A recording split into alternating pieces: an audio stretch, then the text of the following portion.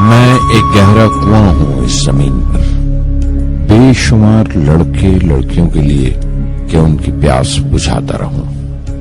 اس کی بے پناہ رحمت اسی طرح ذرے ذرے پر برستی ہے جیسے کنواں سب کی پیاس بجھاتا ہے۔ اتنی سی کہانی ہے میری، زین العابدین اور عاشی اماں کے بیٹے کی کہانی، اس لڑکے کی کہانی جو اخباریں بیچ کر اپنے بھائی کی مدد کرتا تھا، اس شاگرد کی کہانی جس کی پرورش شیو سبرمنی آئیر اور ایادورائی سولومن نے کی، اس ودیارتھی کی کہانی جسے پنڈلے ماسٹر نے تعلیم دی، ایم جی کے مینن اور پروفیسر سارا بھائی نے انجینئر کی پہچان دی، جو ناکامیوں اور مشکلوں میں پل کر سائنسدان بنا، اور اس رہنما کی کہانی جس کے ساتھ چلنے والے بے شمار قابل اور ہنرمند لوگوں کی ٹیم تھی۔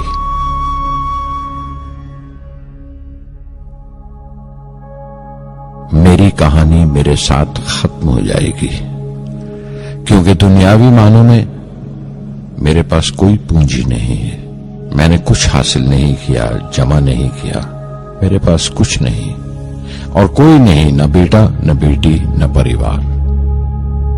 میں دوسروں کے لیے مثال نہیں بننا چاہتا، لیکن شاید کچھ پڑھنے والوں کو پریرنا ملے کہ انتم سکھ روح اور آتما کی تسکین ہے، خدا کی رحمت ان کی وراثت ہے۔ میرے پردادا اول، میرے دادا پکیر اور میرے والد زین العابدین کا خاندانی سلسلہ عبدالکلام پر ختم ہو جائے گا، لیکن خدا کی رحمت کبھی ختم نہیں ہوگی، کیونکہ وہ امر ہے، لافانی ہے۔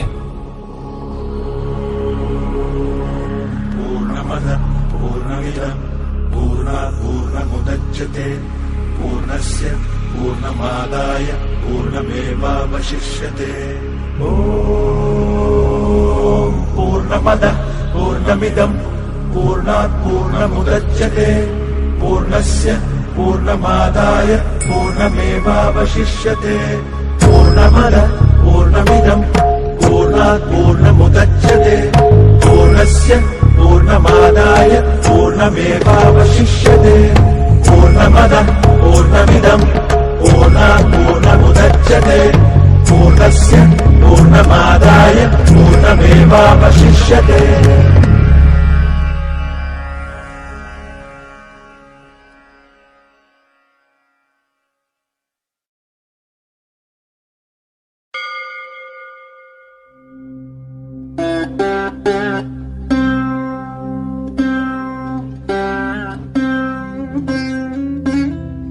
میں شہر رامیشورم کے ایک مڈل کلاس تمل خاندان میں پیدا ہوا۔ میرے ابا زین العابدین کے پاس نہ تعلیم تھی نہ دولت، لیکن ان مجبوریوں کے باوجود ایک دانائی تھی ان کے پاس اور حوصلہ تھا، اور میری ماں جیسی مددگار تھی عاشی اماں۔ ان کی کئی اولادوں میں ایک میں بھی تھا، بلند قامت ماں باپ کا ایک چھوٹے سے قد والا معمولی شکل و صورت کا لڑکا۔ اپنے پشتینی مکان میں رہتے تھے ہم، جو کبھی 19ویں صدی میں بنا تھا۔ کافی وسیع اور پکا مکان تھا رامیشورم کی مسجد سٹریٹ میں۔ میرے ابا ہر طرح کے عیش و آرام سے دور رہتے تھے، مگر ضروریات کی تمام چیزیں میسر تھیں۔ سچ تو یہ ہے کہ میرا بچپن بڑا محفوظ تھا، مادی طور پر بھی اور جذباتی طور پر بھی، مٹیریلی اینڈ ایموشنلی۔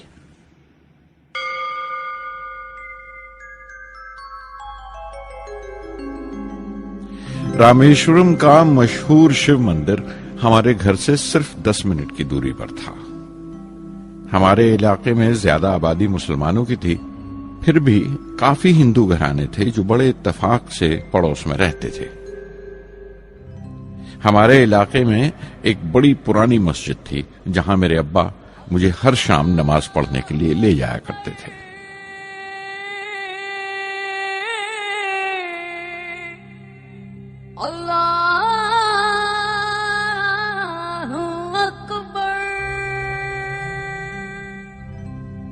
رامیشورم مندر کے بڑے پروہت पक्षी लक्ष्मण शास्त्री मेरे अब्बा के पक्के दोस्त थे। मेरी बचपन की यादों में आंकी हुई एक याद ये भी थी कि अपने अपने रवायती लिबास में बैठे हुए वो दोनों कैसे रूहानी मसलों पर देर देर तक बातें करते रहते थे। मेरे अब्बा मुश्किल से मुश्किल रूहानी मामलों को भी तमिल की आम जबान में बयान कर लिया करते थे। एक बार मुझसे कहा था, जब आफत आए तो आफत की वजह समझने की कोशिश करो, मुश्किलें हमेशा खुद को परखने का मौका देती हैं।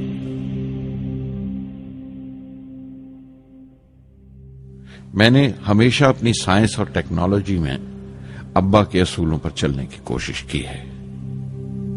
मैं इस बात पर यकीन रखता हूं कि हमसे ऊपर भी एक आला ताकत है, एक महान शक्ति है जो हमें मुसीबत, मायूसी और नाकामियों से निकालकर सच्चाई के मुकाम तक पहुंचाती है।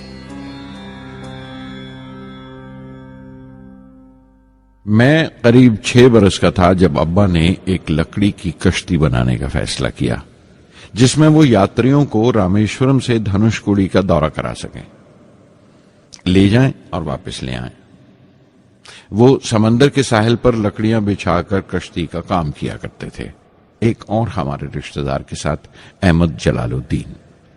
बाद में उनका निकाह मेरी आपा जोहरा के साथ हुआ।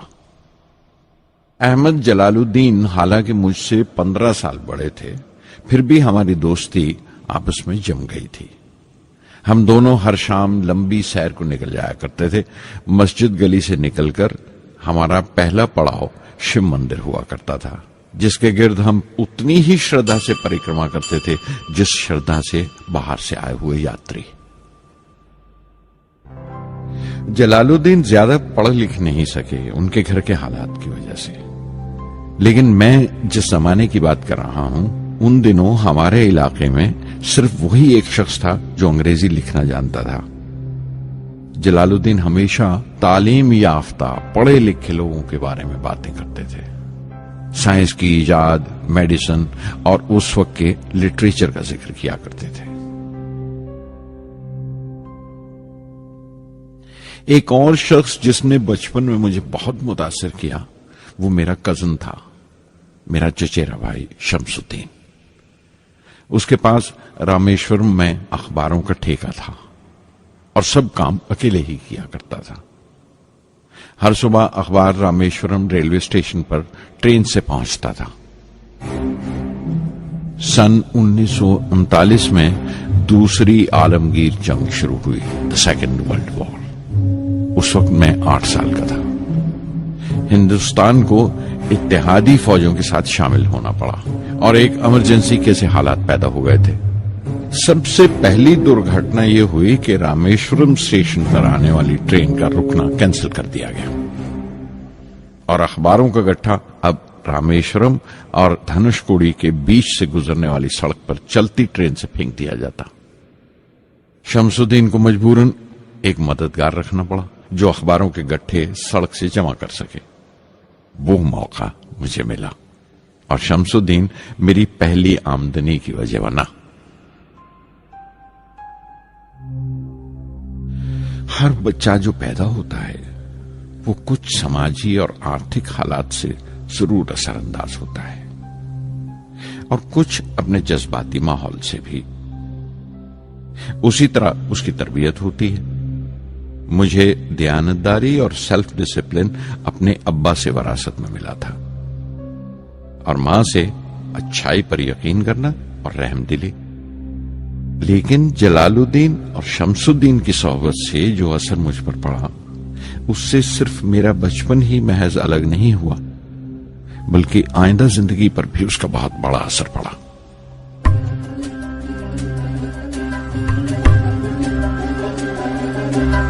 தந்தை மகற்கு ஆற்றும் நன்றி அபயத்து முந்தி இருப்பச்செயல். தந்தை மகற்கு ஆற்றும் நன்றி அபயத்து முந்தி இருப்பச்செயல். இருப்பச்செயல். மகன் தந்தைக்கு ஆற்றும் உதவி இவன் தந்தை என்னோற்றான் கொள்.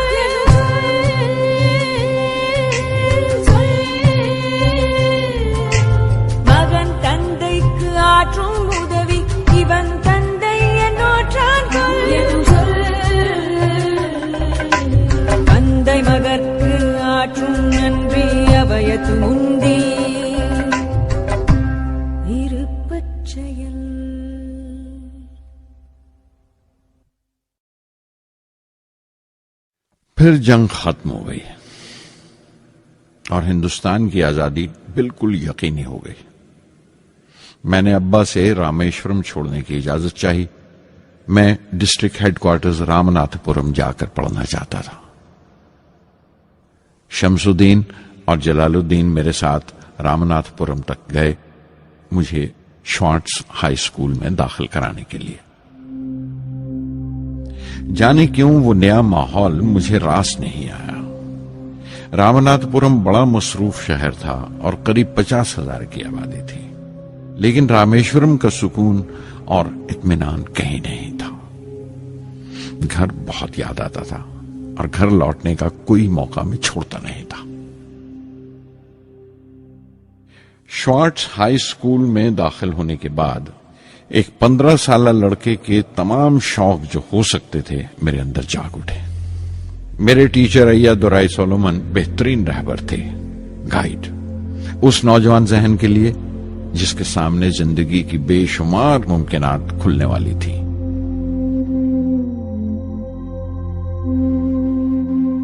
رامناتھ پورم کے اس عرصہ قیام میں ان سے میرا رشتہ استاد شاگرد یا گرو شیشیہ سے بھی آگے نکل گیا. ایا دورائی کہا کرتے تھے، زندگی کامیاب ہونے اور نتیجے حاصل کرنے کے لیے 3 طاقتوں پر قابو پانا بہت ضروری ہے: خواہش، یقین اور امید.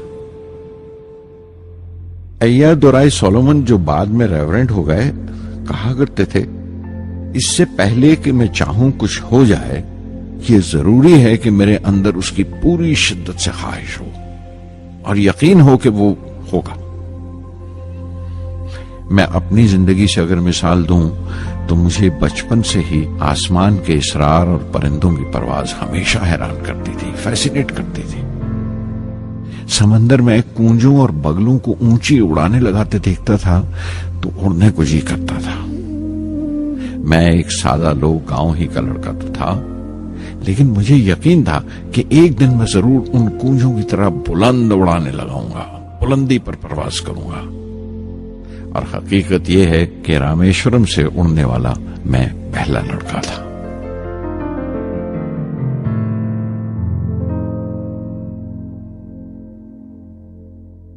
شوارٹز اسکول میں تعلیم ختم کرتے کرتے میرے اندر خود اعتمادی بس چکی تھی اور مجھے یقین تھا کہ میں ضرور کامیابی حاصل کروں گا. میں تعلیم آگے جاری رکھوں گا، اس میں کوئی دوسرا خیال نہیں تھا. سن 1950 میں انٹرمیڈیٹ پڑھنے کے لیے سینٹ جوزف کالج ٹریچی میں داخل ہو گیا. جب بی ایس سی ڈگری کے لیے میں نے سینٹ جوزف کالج میں داخلہ لیا تو ہائر ایجوکیشن کے معنی صرف اتنے ہی جانتا تھا. یہ نہیں جانتا تھا کہ ہائر ایجوکیشن کے لیے کچھ اور بھی ہو سکتا ہے. نہ یہ جانتا تھا کہ سائنس پڑھ کے فیوچر کے لیے اور کیا موقع حاصل ہو سکتے ہیں. بی ایس سی پاس کرنے کے بعد ہی جان پایا کہ فزکس میرا سبجیکٹ نہیں تھا. اپنے خواب کو پورا کرنے کے لیے مجھے انجینئرنگ میں جانا چاہیے تھا. پتہ نہیں کیوں کچھ لوگوں کا ایسا خیال ہے کہ سائنس آدمی کو خدا سے منکر کر دیتی ہے، لیکن میرے لیے تو سائنس اعتماد، وشواس اور روحانی تسکین کی وجہ رہی ہے. کسی طرح میں MIT یعنی مدراس انسٹیٹیوٹ آف ٹیکنالوجی کے امیدواروں کی لسٹ میں تو آ گیا، لیکن اس کا داخلہ بہت مہنگا تھا. کم سے کم 1,000 روپے کی ضرورت تھی اور میرے ابا کے پاس اتنے روپے نہیں تھے. اس وقت میری اکا، میری آپا زہرا نے اپنے سونے کے کڑے اور چین بیچ کر میری فیس کا انتظام کیا. مجھ پر اس کی امید اور یقین دیکھ کر میں پسیج گیا.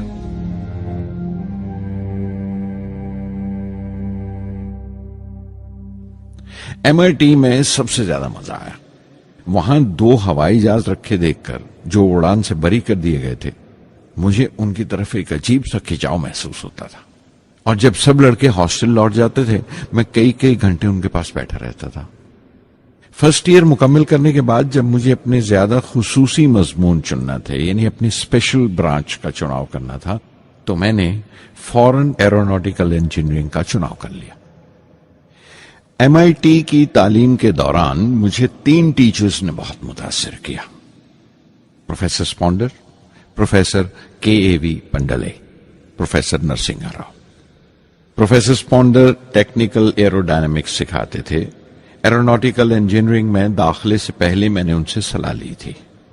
انہوں نے سمجھایا تھا کہ مجھے مستقبل کا فیصلہ کرنے سے پہلے مستقبل کی ممکنات کے بارے میں نہیں سوچنا چاہیے، بلکہ سوچنا چاہیے ایک اچھی بنیاد کے لیے اور اپنے رجحان اور اشتیاق کے بارے میں کہ اس میں کتنی شدت ہے، میرے ایپٹیچیوڈز اور ایسپریشن میں کتنی انٹینسٹی ہے۔ میں خود بھی ہونے والے انجینئرنگ اسٹوڈنٹس سے کہنا چاہتا ہوں کہ جب وہ اپنا اسپیشلائزیشن کا چناؤ کریں تو یہ دیکھیں کہ ان میں کتنا شوق ہے، کتنا اتساہ ہے اور لگن ہے اس شعبے میں جانے کے لیے۔ پروفیسر KAV پنڈلے نے مجھے ایرو اسٹرکچر ڈیزائن سکھایا اور اس کا تجزیہ بھی، وشلیشن، انالیسس بھی۔ وہ بڑے خوش دل اور دوست ٹیچر تھے اور ہر سال کوئی نہ کوئی نیا طریقہ، نیا نظریہ لے کر آتے تھے کورس میں۔ پروفیسر نرسنگھ راؤ میتھمیٹیشین تھے، وہ ایروڈائنامکس کی تھیوری سکھایا کرتے تھے۔ ان کی کلاس میں داخل ہو کر مجھے میتھمیٹیکل فزکس باقی تمام سبجیکٹ سے زیادہ اچھا لگنے لگا۔ साधर संगी हरि हरि नाम चित्तारा चित्तारा साधर संगी हरि हरि नाम चित्तारा सहज अनंतु होवे दिनु राति अंकुर भलो हमारा साधर संगी साधर संगी।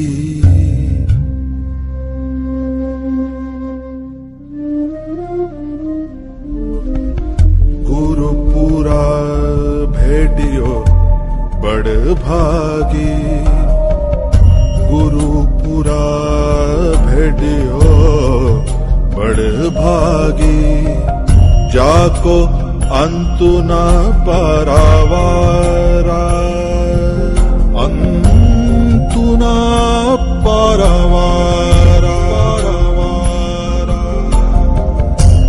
नानक सरनी गही स्वामी की पुनः पुनः नमस्कार साधर संगी साधर संगी।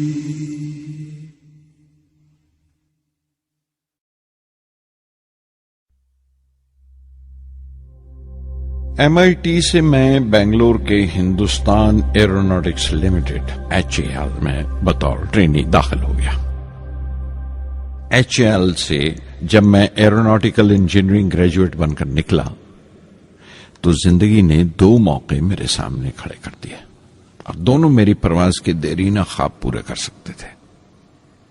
ایک موقع تھا ایئر فورس کا، دوسرا منسٹری آف ڈیفنس میں directorate of technical development and production کا۔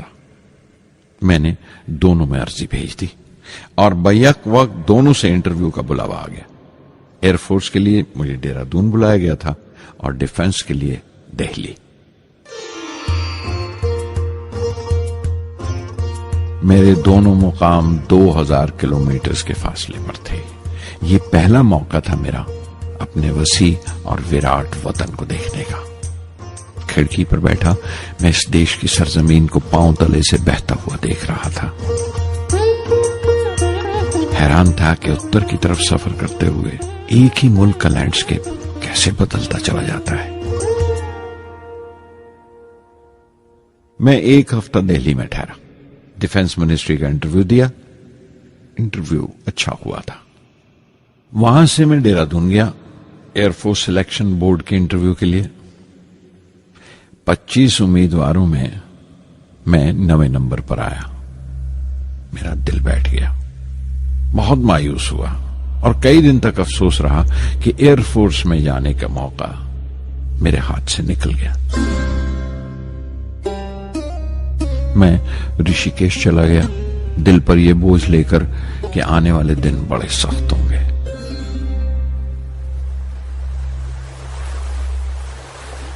گنگا میں اسنان کیا اور پھر چلتا ہوا پاس کی پہاڑی پر شیوانند آشرم تک پہنچ گیا.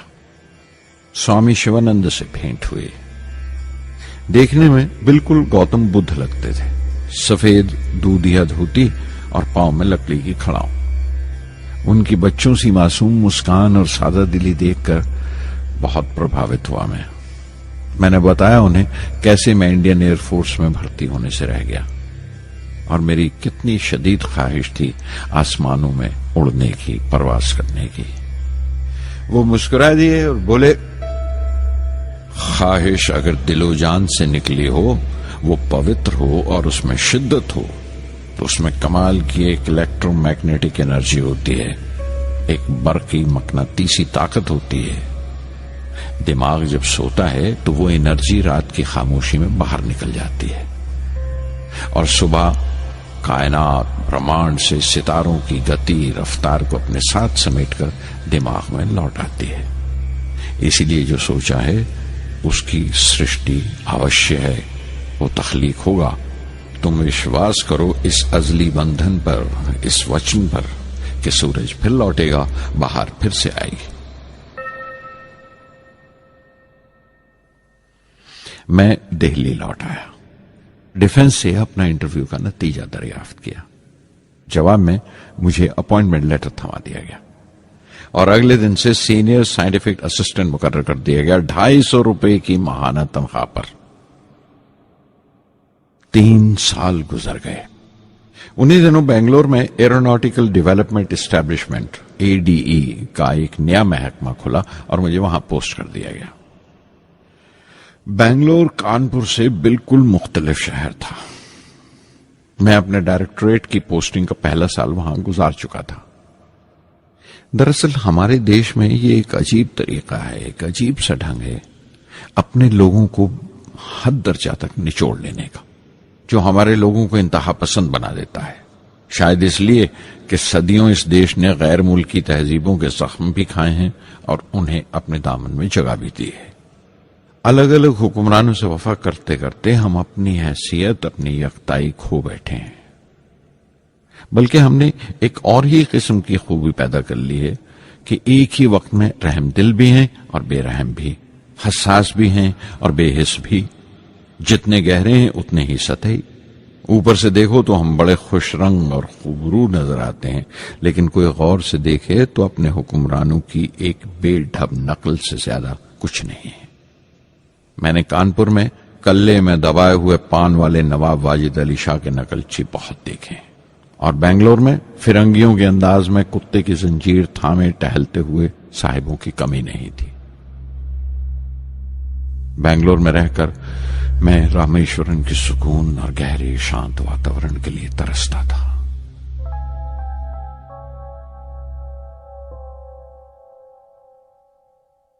پہلے سال تو ADE میں کوئی زیادہ کام نہیں تھا.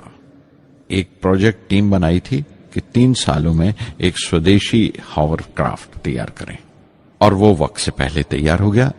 نندی اس کا نام رکھا گیا, شیو کی سواری کے آدھار پر.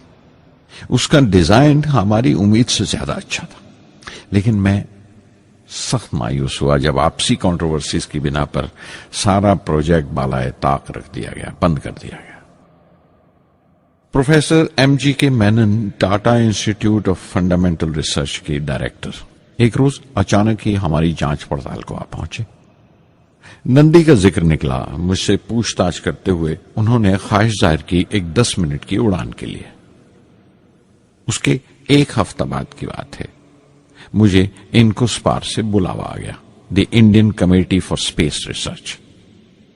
میں بمبئی چلا گیا راکٹ انجینئر کی پوسٹ کے لیے انٹرویو دینے. میرا انٹرویو لینے والے ڈاکٹر وکرم سارا بھائی اور پروفیسر MGK مینن کے علاوہ مسٹر سراف تھے, جو اس وقت ایٹمک انرجی کمیشن کے ڈپٹی سیکرٹری کے عہدے پر تھے. डॉक्टर सारा भाई की गर्मजोशी ने पहली ही मुलाकात में मेरा दिल मोह लिया। अगले ही दिन मुझे खबर मिल गई कि मैं चुन लिया गया। मुझे इनकोस्पार में रॉकेट इंजीनियर की हैसियत से शामिल कर लिया गया था। सन 1962 के देरीना हिस्से में कहीं इनकोस्पार ने थुम्बा में इक्वेटोरियल रॉकेट लॉन्चिंग स्टेशन बनाने का फैसला किया। थुम्बा केरला में त्रिवेंद्रम से परे एक दूर दराज के ऊंगते से गांव का नाम है। हिंदुस्तान में यह मॉडर्न रॉकेट बेस्ड रिसर्च की एक दबी सी इब्तदा थी, हल्की सी शुरुआत। उसके फौरन बाद ही मुझे 6 माह के लिए अमेरिका भेज दिया गया, नासा में रॉकेट लॉन्चिंग की ट्रेनिंग के लिए। जाने से पहले मैं थोड़ा सा वक्त निकालकर रामेश्वरम गया। मेरे अब्बा मेरी इस कामयाबी के लिए बहुत खुश हुए और मुझे उसी मस्जिद में ले जाकर शुक्राने की नमाज अदा की।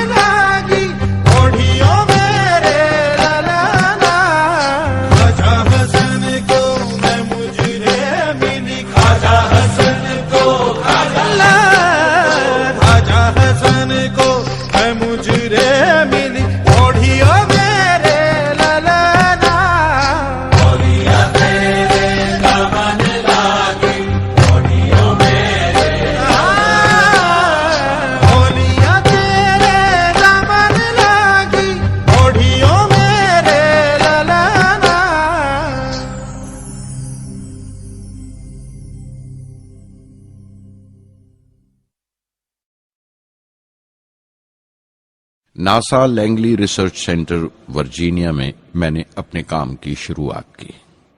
बाद में Goddard space flight centre Maryland चला गया। मैं अपना इंप्रेशंस अमेरिकन्स के बारे में बेंजामिन फ्रैंकलिन के इस जुमले से बयान कर सकता हूं, जिन बातों से तकलीफ होती है उनसे तालीम भी मिलती है। हिंदुस्तानी तंजीमों में, यहां की ऑर्गेनाइजेशंस में एक बड़ी मुश्किल है। जो ऊपर हैं वो बड़े मगरूर हैं। अपने से छोटों की, जूनियर्स और सबऑर्डिनेट्स की राय लेना अपनी हतक समझते हैं।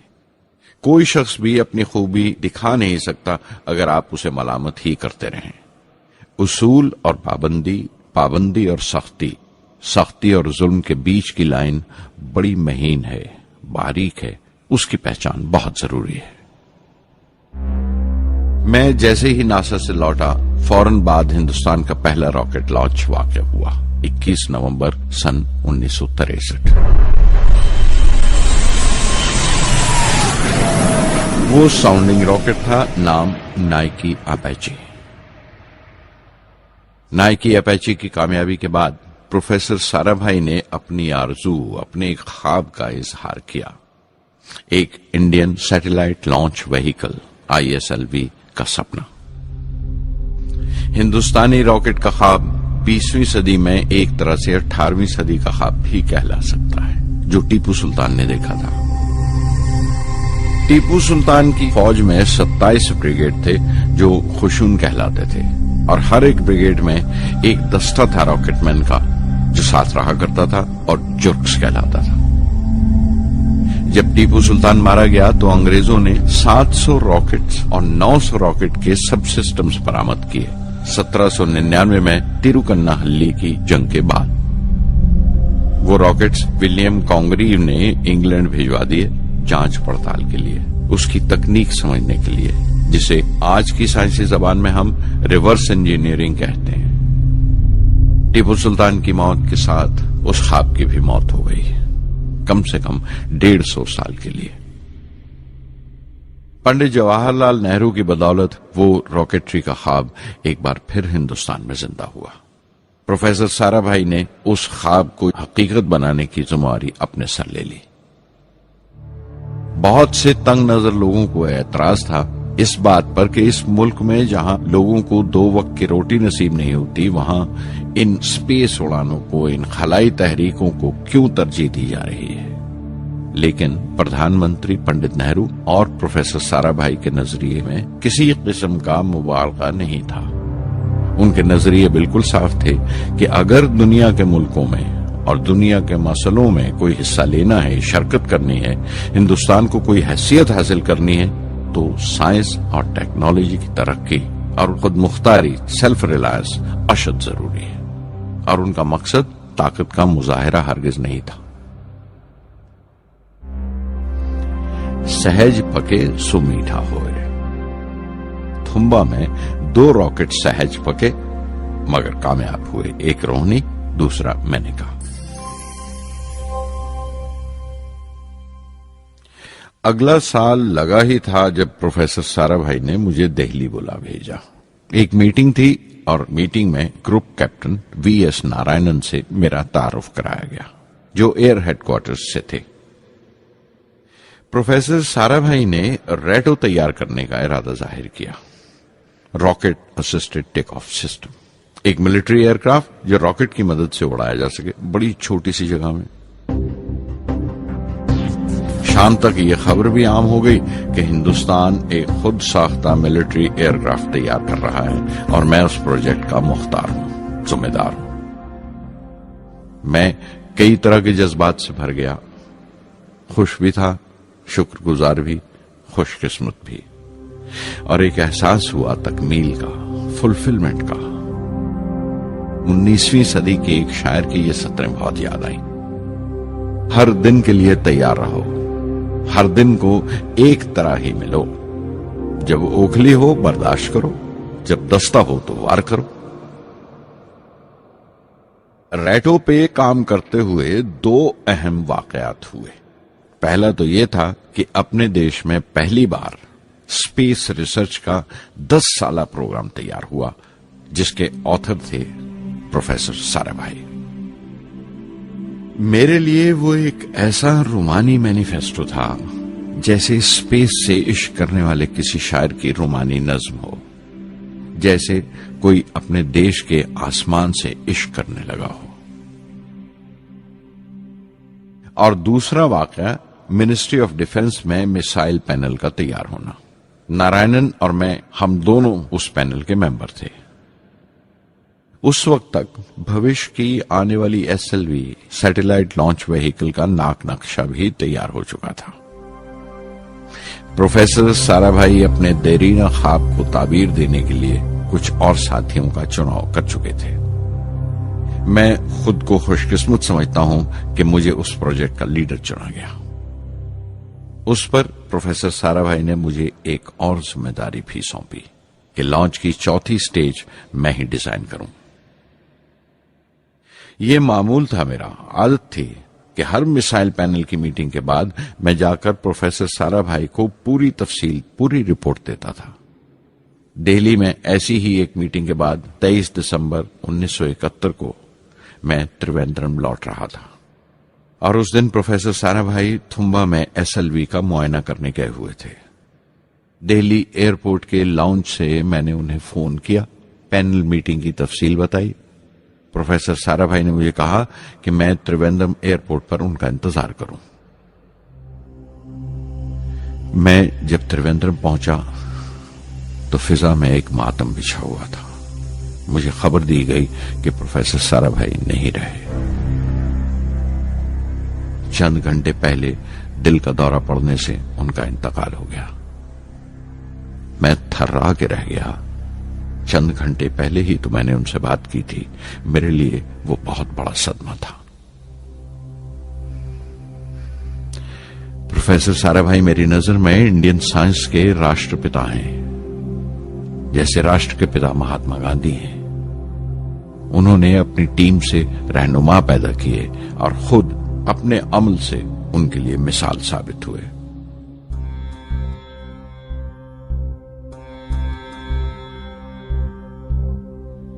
నానాటి బతుకు నాటకము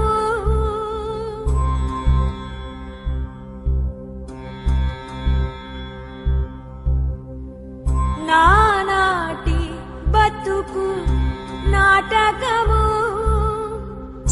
కానక కన్నది కైవల్యము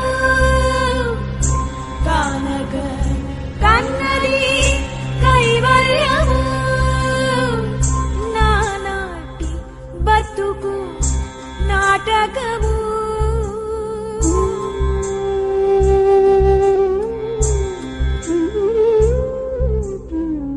తెగదు పాపము తీరదు పుణ్యము నగి నగి కాలము నాటకము తెగదు పాపము తీరదు పుణ్యము నగి నగి కాలము నాటకము యగువన శ్రీ వెంకటేశ్వరుడేలిగే యగువన శ్రీ వెంకటేశ్వరుడేలిగే గగనము నీతిది కైవల్యము గగనము నీతిది కైవల్యము కైవల్యము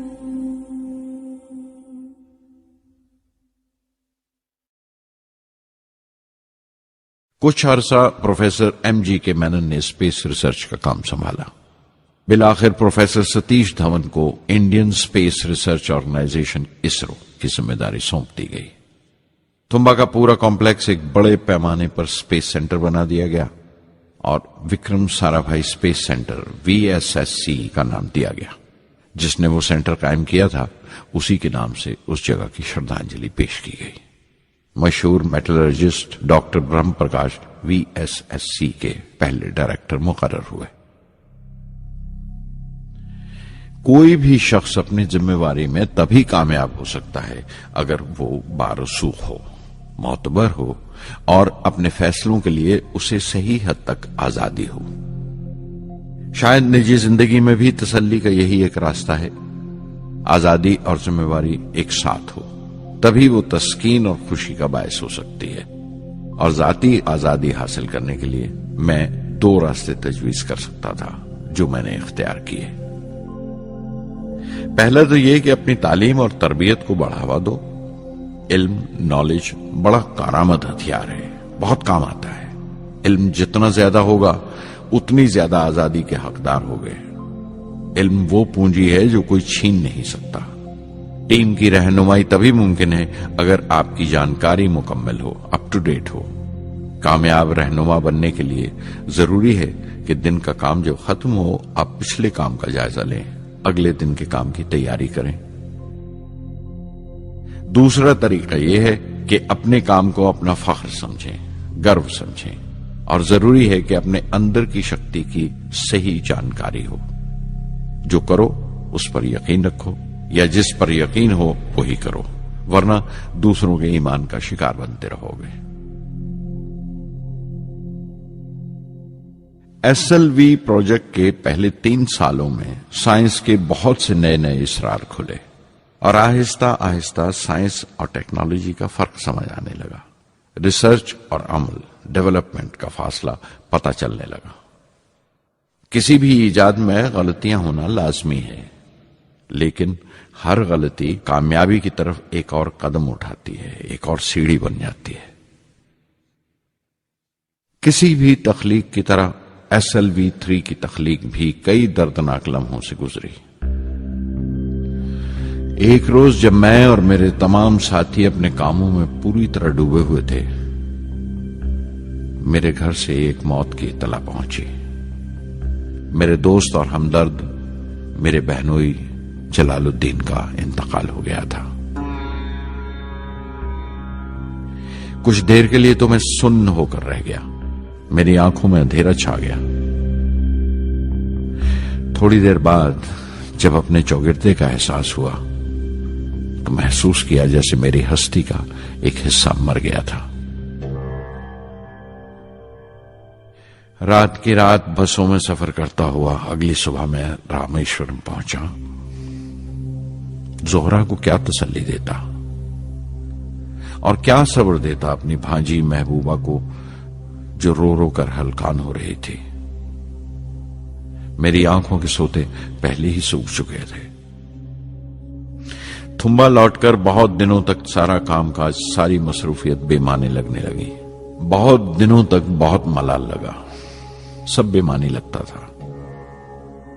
پروفیسر دھون دیر دیر تک حوصلہ دیتے تھے، کہتے SLV پر جیسے جیسے کام آگے بڑھے گا مجھے صبر محسوس ہوگا اور یہ مایوسی کم ہوتے ہوتے گزر جائے گی. 1976 میں میرے ابا زین العابدین 102 سال کی عمر میں وہیں رامیشورم میں انتقال فرما گئے.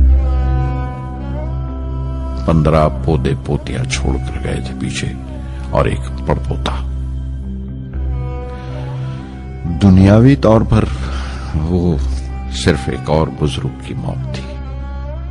کوئی بڑا ماتم نہیں ہوا، جھنڈا نہیں اتارا گیا، نہ اخباروں نے سیاہ حاشیے دیے، نہ سیاستدان تھے وہ، نہ ودوان کوئی، نہ کوئی بڑے سرمایہ دار. ایک سیدھے سادے انسان تھے، فرشتہ صفت. اور ہر اس بات کی وجہ تھے جو دانائی اور پارسائی کی راہ دکھاتی ہے.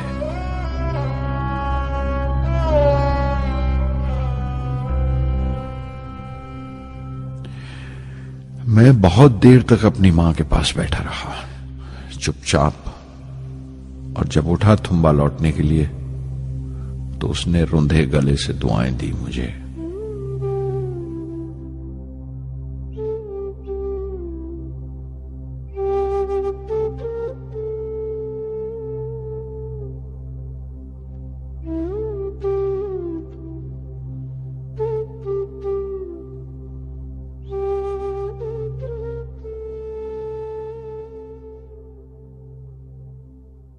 SLV-3 اپوجی راکٹ جو فرانس سے اڑائی جانے والی تھی اچانک کچھ مشکلوں کا شکار ہو گئی. مجھے فوراً فرانس جانا پڑا. میں روانہ ہونے ہی والا تھا کہ میری ماں کی موت کی خبر پہنچی. یکے بعد دیگرے 3 موتیں ہو گئی میرے گھر میں. اس وقت مجھے اپنے کام میں پورے دھیان کی ضرورت تھی. 100% لگن سے کام کرنے کی خواہش کسی اور لگن کی گنجائش نہیں چھوڑتی. مکمل نیتی اور پوری لگن سے SLV-3 کا خواب 1979 کے درمیان میں جا کر پورا ہوا.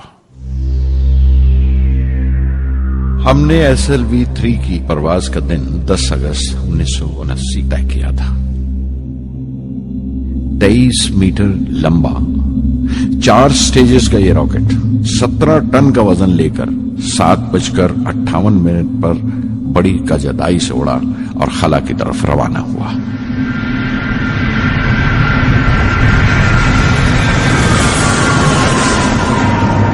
پہلی سٹیج ہر طرح سے پختہ نکلی اور بڑے آرام سے راکٹ دوسری سٹیج میں داخل ہو گیا. ہم سب دم بخود رہ گئے، سانس روکے بیٹھے تھے. ہمارے برسوں کا خواب آسمان کی طرف سفر کر رہا تھا. اچانک ہمارے خواب میں درار آئی، ہمارا سکوت ٹوٹا، ہماری خاموشی ٹوٹی. دوسری سٹیج قابو سے باہر ہونے لگی تھی. 317 سیکنڈ کے بعد پرواز ٹوٹ گئی. میری محنت اور امید چوتھی سٹیج کو ساتھ لے کر تمام ملبہ سری ہری کوٹا سے 560 کلومیٹر دور سمندر میں جا کے گرا.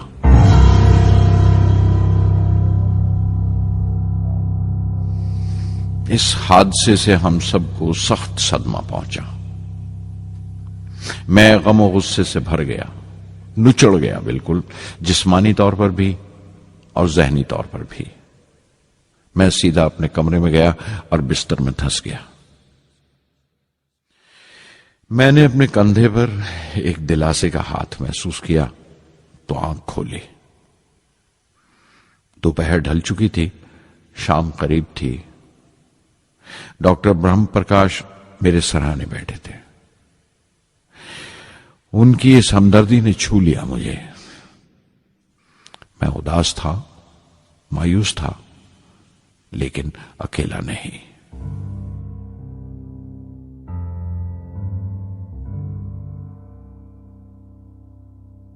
ہر شخص تکنیکی جمع تفریق اور بحث مباحثے کے بعد مطمئن ہو چکا تھا، سنتشٹ ہو چکا تھا، لیکن مجھے اطمینان نہ آیا اور مسلسل بے چین رہا۔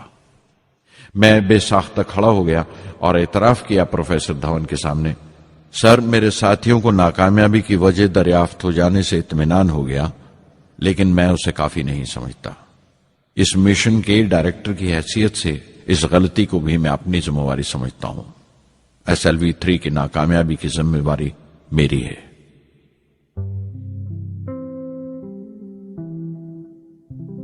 سائنس کا کام کمال درجہ اتساہ بھی دیتا ہے، خوشی بھی اور اتنی ہی گہری مایوسی بھی۔ اس طرح کے واقعات سوچ سوچ کر میں دل کو ڈھارس دیتا رہا۔ یہ خیال کہ انسان چاند پر اتر سکتا ہے سب سے پہلے ایک روسی سائنٹسٹ نے سوچا تھا۔ اسے حقیقت بننے میں 40 سال گزر گئے جب امریکہ نے اسے پورا کیا۔ پروفیسر چندر شیکھر نے چندر شیکھر لمٹ کا آوشکار کیا تھا 1930 میں جب کیمبرج میں پڑھ رہے تھے، لیکن 50 سال بعد انہیں اسی ڈسکوری پر نوبل پرائز ملا۔ وان براون اپنی سیٹرن لانچ وہیکل سے آدمی کو چاند پر اتارنے سے پہلے کتنی ساری ناکامیوں سے گزرے ہوں گے۔ پہاڑ کی چوٹی پر اترنے سے پہاڑ پر چڑھنے کا تجربہ نہیں ملتا۔ زندگی پہاڑ کی چڑھانوں پر ملتی ہے، چوٹی پر نہیں۔ چڑھانوں پر ہی تجربے ملتے ہیں اور زندگی منچتی ہے اور ٹیکنالوجی ترقی کرتی ہے۔ چوٹی پر پہنچنے کی کوشش ہی میں چڑھانوں کا علم حاصل ہوتا ہے۔ میں ایک ایک قدم چلتا رہا، چڑھتا رہا چوٹی کی طرف۔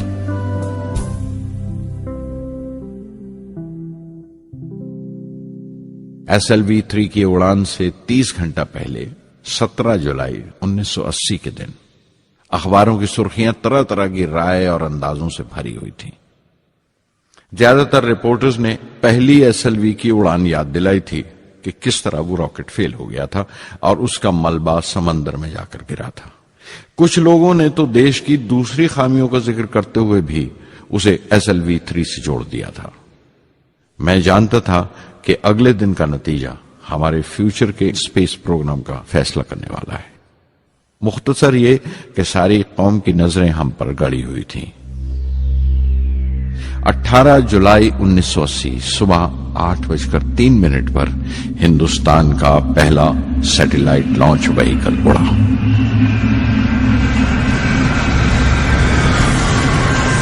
میں نے روہنی سیٹلائٹ کا تمام ڈیٹا کمپیوٹر پر جانچا۔ اگلے 2 منٹ کے اندر اندر روہنی انترکش میں تھا۔ اس تمام شورغل کے بیچ میں نے اپنی زندگی کے سب سے اہم الفاظ ادا کیے۔ میں مشن ڈائریکٹر بول رہا ہوں، ایک ضروری خبر سننے کو تیار رہو۔ چوتھی سٹیج کامیابی کے ساتھ روہنی سیٹلائٹ کو لے کر انترکش میں داخل کر رہی ہے۔ میں بلاک سے باہر آیا تو میرے ساتھیوں نے مجھے کندھوں پر اٹھا لیا اور نعرے لگاتے ہوئے جلوس نکالا۔ ساری قوم میں ایک جوش کی لہر دوڑ گئی۔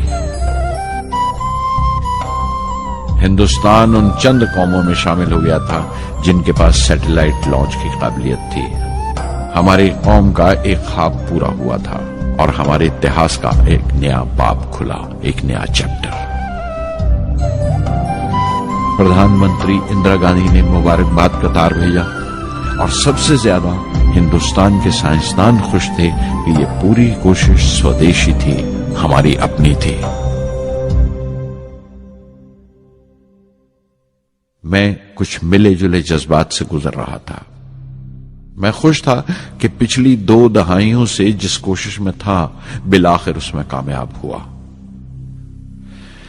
لیکن اداس تھا جن لوگوں کی بدولت میں یہاں پہنچا تھا وہ لوگ میرے ساتھ نہیں تھے۔ میرے ابا، میرے بہنوئی جلال الدین اور پروفیسر سارا بھائی۔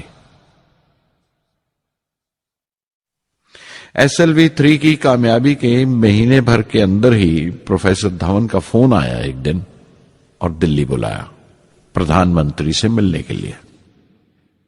میری ایک چھوٹی سی الجھن تھی کپڑوں کو لے کر، ہمیشہ سے بڑے عامیانہ سے کپڑے پہنتا ہوں اور پاؤں میں چپل یا سلیپر کہہ لو. پردھان منتری کو ملنے جیسا وہ لباس نہیں تھا.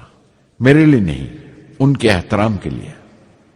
سنا تو پروفیسر دھون بولے، کپڑوں کی فکر مت کرو، تم نے جو شاندار کامیابی پہن رکھی ہے وہ کافی ہے.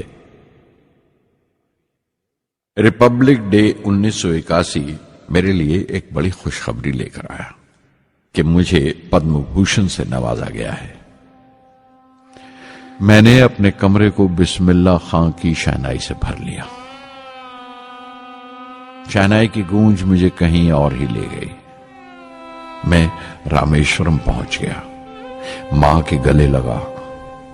ابا نے میرے بالوں کو انگلیوں سے سہلایا اور میرا دوست، میرا رفیق جلال الدین مسجد گلی میں جمع ہوئے لوگوں میں میرے انعام کا اعلان کر رہا تھا. میری بہن زہرا نے میٹھا بنایا گھر میں. پکشی لکشمن شاستری نے میرے ماتھے پر تلک لگایا. فادر سولومن نے میرے ہاتھ میں سلیب دے کر دعا پڑھی اور پروفیسر سارا بھائی کو دیکھا. ان کے چہرے پر مسکراہٹ تھی، فخر تھا. جو پودا وہ لگا کر گئے تھے اب پورا پیڑ بن چکا تھا، جس کے پھل ہندوستان کی عوام تک پہنچ رہے تھے.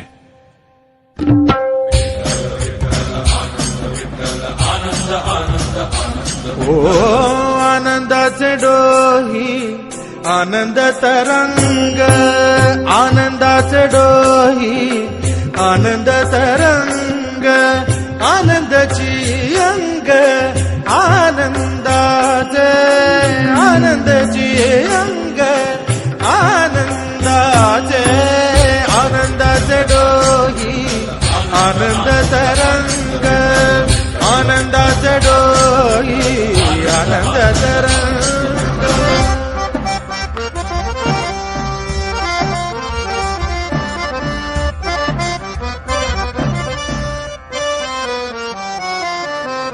गर्भाचे आवडी मातेचा डोहळा, तेथीचा जीवळा तेथे बिंबे. गर्भाचे आवडी मातेचा डोहळा, तेथीचा जीवळा तेथे बिंबे. तुका म्हणे तैसा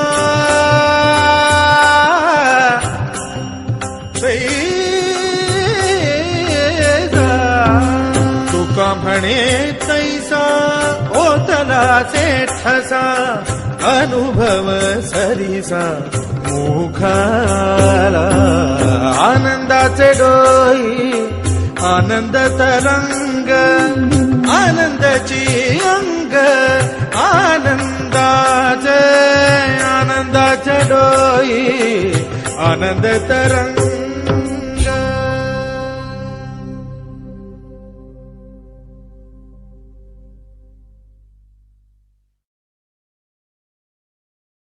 پہلی جون 1982 میں نے defence research and development laboratory DRDL کی ذمہ داری سنبھال لی. اس وقت کے defence minister Shri R Venkataraman نے جب مشورہ دیا کہ بجائے درجہ بدرجہ میسائل تیار کرنے کے ہمیں مکمل اپنی میسائل تیار کرنے کا پروگرام بنانا چاہیے، تو ہمیں اپنے کانوں پر یقین نہیں آیا اور دیکھتے دیکھتے ہی وہ پروجیکٹ ایک مکمل میسائل کا پروگرام بن گیا، جس کے نتیجے آئندہ بہت دور تک پہنچے. ہر ایک پروجیکٹ کا نام ہندوستان کی خود مختاری، سیلف ریلائنس کا ثبوت تھا. سرفیس ٹو سرفیس میسائل کا نام پرتھوی رکھا گیا. ٹیکٹیکل کور وہیکل کو ترشول کا نام دیا گیا. Surface to air defence system Akash کہلایا. اینٹی ٹینک میسائل پروجیکٹ کو ناگ کے نام سے پکارا گیا اور میرے دیرینہ خواب ریکس کو یعنی ری انٹری ایکسپیریمنٹ لانچ وہیکل کو میں نے اگنی کا نام دیا. میسائل ٹیکنالوجی کا ہنر دنیا کی کچھ چنی ہوئی قوموں کے پاس ہی تھا. وہ بڑے تعجب سے ہماری طرف دیکھ رہے تھے کہ ہم کیا کرنے جا رہے ہیں اور کیسے کریں گے. ہم ایک میٹنگ میں بیٹھے ہوئے اپنے مقصد کو پورا کرنے کے لیے 1984 کی نشاندہی کر رہے تھے. جب ڈاکٹر برہم پرکاش کی موت کی خبر آئی۔ میرے لیے وہ ایک اور صدمہ تھا۔ پہلی SLV کی ناکامی کے وقت جس طرح انہوں نے ڈھارس دی تھی مجھے، وہ یاد کر کے میں اور زیادہ غمگین ہو گیا۔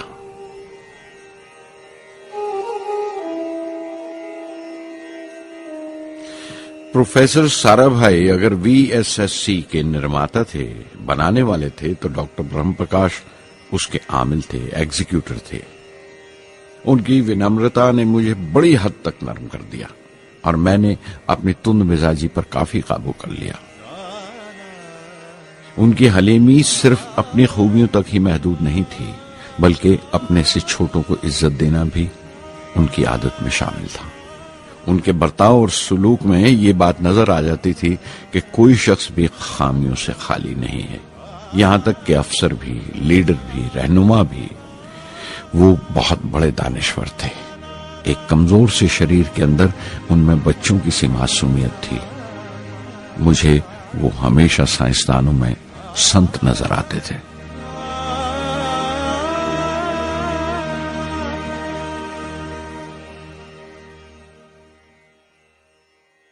پرتھوی کا کام اپنی تکمیل کو پہنچ رہا تھا جب ہم 1988 میں داخل ہوئے۔ 25 فروری 1988 صبح 11:23 پر پرتھوی کی پہلی پرواز واقع ہوئی۔ ہمارے ملک میں وہ ایک ایتہاسک موقع تھا۔ پرتھوی صرف ایک سرفیس ٹو سرفیس میسائل ہی نہیں، بلکہ آئندہ آنے والی تمام قسم کی میسائل کا بنیادی نقشہ بھی تھا، فیوچر کا ماڈیول تھا وہ۔ پرتھوی نے ہمارے آس پڑوس کے ملکوں کو دہلا دیا۔ مغربی یعنی ویسٹرن ملکوں کو پہلے تو حیرت ہوئی، پھر غصے کا اظہار کیا اور پابندی لگا دی انڈیا کے لیے کہ وہ ایسی کوئی چیز باہر کے ملکوں سے نہ خرید سکیں جو ان کے میسائل پروگرام میں استعمال ہو سکتی ہو یا کام آ سکتی ہو۔ میسائل کی ایجاد میں ہندوستان کی خود مختاری نے دنیا کے تمام ترقی یافتہ ملکوں کو پریشان کر دیا۔ اگنی کی ٹیم میں 500 سے زیادہ سائنسدان شامل تھے۔ اگنی کی پرواز 20 اپریل 1999 طے پائی تھی۔ لانچ کی تمام تیاریاں مکمل ہو چکی تھیں اور حفاظت کے لیے یہ فیصلہ کیا گیا تھا کہ لانچ کے وقت آس پاس کے تمام گاؤں خالی کرا دیے جائیں۔ اخبارات اور دوسری میڈیا نے اس بات کو بہت اچھالا۔ 20 اپریل پہنچتے پہنچتے تمام ملک کی نظریں ہم پر ٹکی ہوئی تھیں۔ دوسرے ملکوں کا دباؤ بڑھ رہا تھا کہ ہم اس تجربے کو ملتوی کر دیں یا خارج کر دیں، لیکن سرکار مضبوط دیوار کی طرح ہمارے پیچھے کھڑی رہی اور کسی طرح ہمیں پیچھے نہیں ہٹنے دیا۔ پرواز سے صرف 14 سیکنڈز پہلے ہمیں کمپیوٹر نے رکنے کا اشارہ کیا۔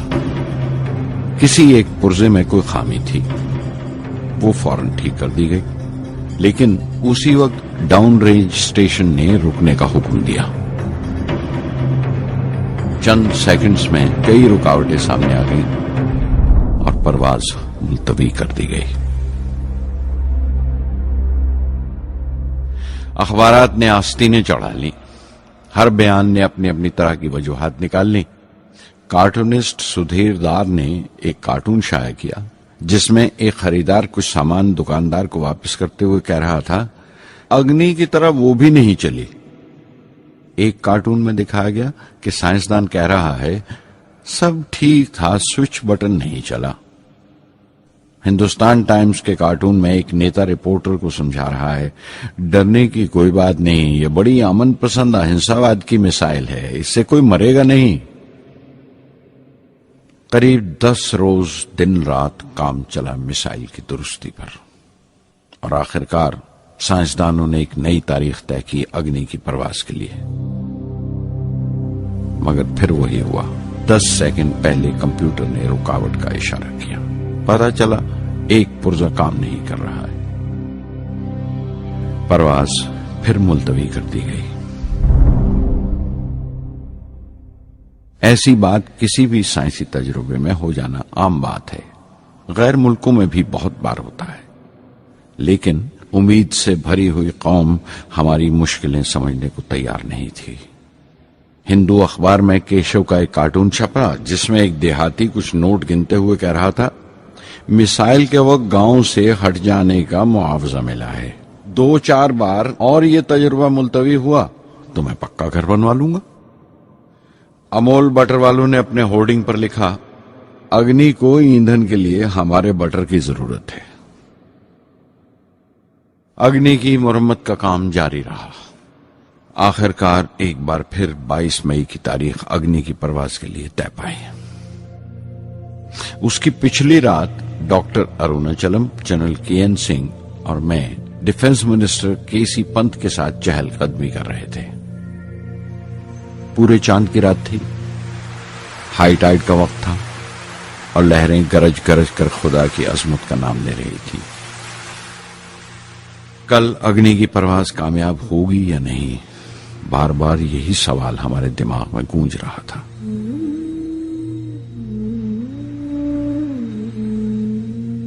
डिफेंस मिनिस्टर ने एक लंबी खामोशी को तोड़ते हुए पूछा, कलाम, कल अग्नि की कामयाबी मनाने के लिए क्या चाहते हो तुम? मैं क्या चाहता था? क्या था जो नहीं था मेरे पास? अपनी खुशी के इजहार के लिए मुझे क्या करना चाहिए? और अचानक मुझे जवाब मिल गया, हम 1 लाख पेड़ों की कोंपले लगाएंगे। मैंने कहा और उनके चेहरे पर रौनक आ गई। तुम अपनी अग्नि के लिए धरती मां का आशीर्वाद चाहते हो, बोले। कल यही होगा, उन्होंने पेशेंगोई की।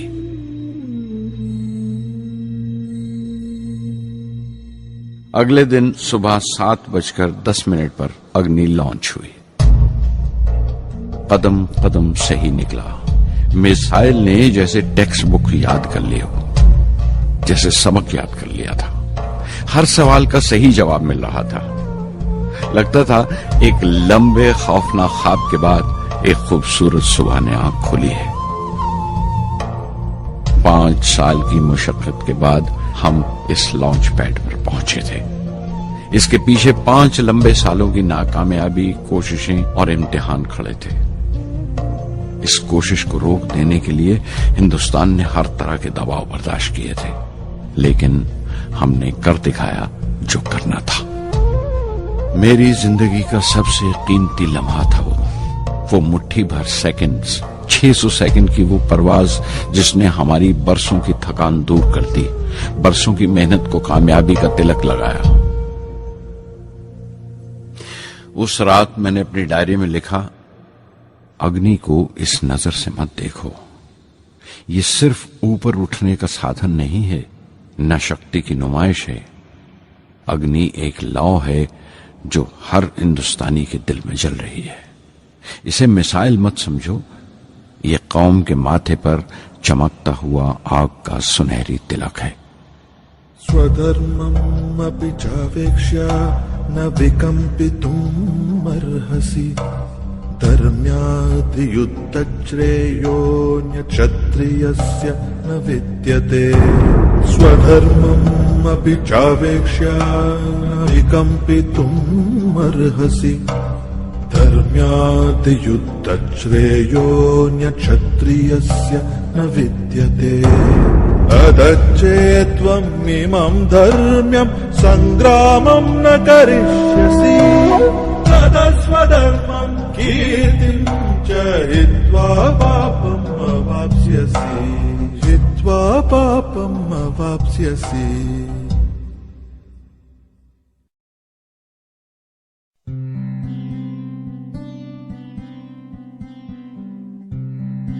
$1990 के रिपब्लिक डे पर देश ने मिसाइल प्रोग्राम की कामयाबी का जश्न मनाया। मुझे पद्म विभूषण से नवाजा गया और डॉक्टर अरुणाचलम को भी। 10 साल पहले पद्म भूषण की यादें एक बार फिर हरी हो गईं। रहन सहन मेरा अब भी वैसा ही था जैसा तब था। 10 बाय 12 का एक कमरा किताबों से भरा हुआ और कुछ जरूरत का फर्नीचर जो किराए पर लिया था। फर्क इतना ही था कि तब यह कमरा त्रिवेंद्रम में था, अब हैदराबाद में। वेटर मेरा नाश्ता लेकर आया इडली और छाछ और आंखों में एक खामोश मुस्कुराहट मुबारकबाद की। मैं अपने हमवतनों की इस नवाजिश से छलक गया।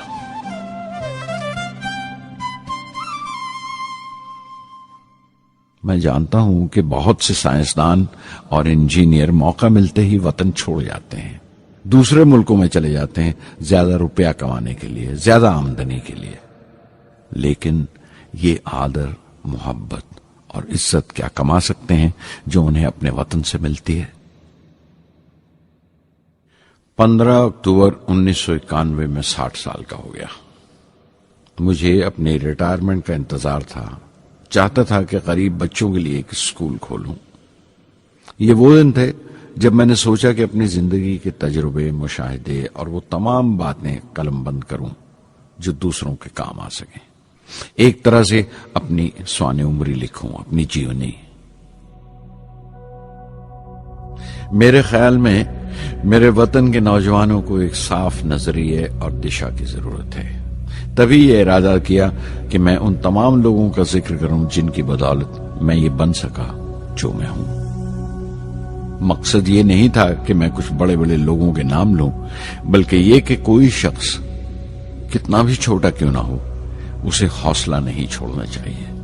मसले, मुश्किलें जिंदगी का हिस्सा हैं और तकलीफें कामयाबी की सच्चाइयां हैं। जैसे कहा है किसी ने, खुदा ने यह वादा नहीं किया कि आसमान हमेशा नीला ही रहेगा, जिंदगी भर फूलों से भरी राहें मिलेंगी। खुदा ने यह वादा नहीं किया कि सूरज है तो बादल नहीं होंगे, खुशी है तो गम नहीं, सुकून है तो दर्द नहीं होगा। मुझे ऐसा कोई गुरूर नहीं कि मेरी जिंदगी सबके लिए एक मिसाल बनेगी, मगर यह हो सकता है कि कोई मायूस बच्चा किसी गुमनाम सी जगह पर जो समाज के किसी माजूर हिस्से से ताल्लुक रखता हो, ये पढ़े और उसे चैन मिले, ये पढ़े और उसकी उम्मीद रोशन हो जाए। हो सकता है ये कुछ बच्चों को नाउमीदी से बाहर ले आए और जिसे वो मजबूरी समझते हैं वो मजबूरी ना लगे। उन्हें यकीन रहे कि वो जहां भी हैं खुदा उनके साथ है। काश हर हिंदुस्तानी के दिल में जलती हुई लौ को पर लग जाए और उस लौ की परवाज से सारा आसमान रोशन हो जाए।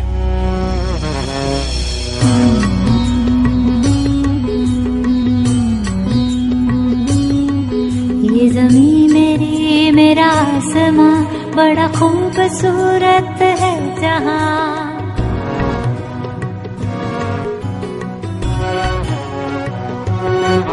ये ज़मीं मेरी, मेरा आसमां, बड़ा खूबसूरत है जहां।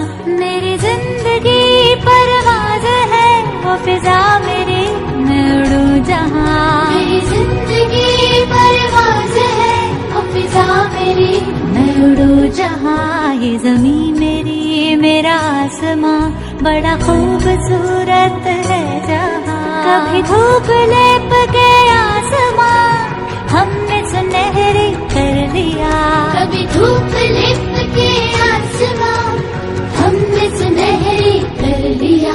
फिर धूप बांध के पाँव में हम उड़े हैं ठंडी हवाओं में।